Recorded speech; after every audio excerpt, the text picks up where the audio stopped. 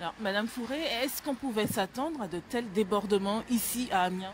C'est très étonnant parce que jusqu'à présent, les manifestations s'étaient déroulées dans le calme et dans la tranquillité.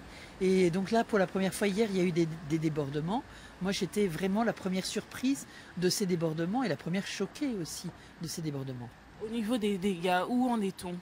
Alors, en fait, il y a eu pas mal de plots qui étaient mis en place pour protéger les chantiers en termes de sécurité routière qui ont été déplacés, abîmés.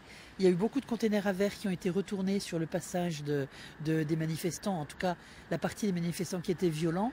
Il y a eu au moins un abribus cassé, enfin voilà, et puis beaucoup de poubelles également renversées. Donc, ce qui a nécessité une remise en état par les agents de la ville et de la métropole qui ont travaillé pendant plusieurs heures pour remettre tout en état.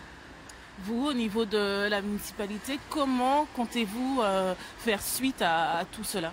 Eh bien, dès aujourd'hui, une plainte est déposée au nom de la ville et de la métropole parce qu'il n'y a aucune raison pour que ce soit le contribuable amiénois qui supporte les conséquences des actes volontaires accomplis par certains manifestants.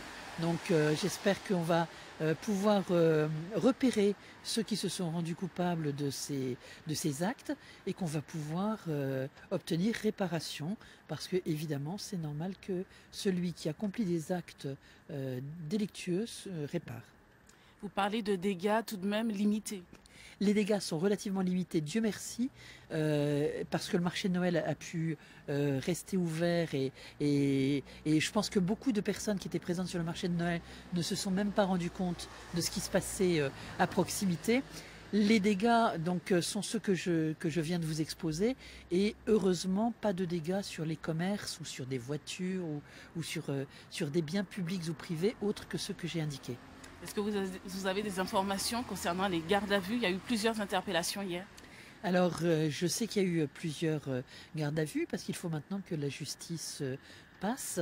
Ce qui m'a été indiqué, c'est qu'il semblerait que ce soit plutôt des personnes extérieures à Amiens qui se sont donné rendez-vous à Amiens, en tout cas pour celles qui se sont livrées à des actes répréhensibles.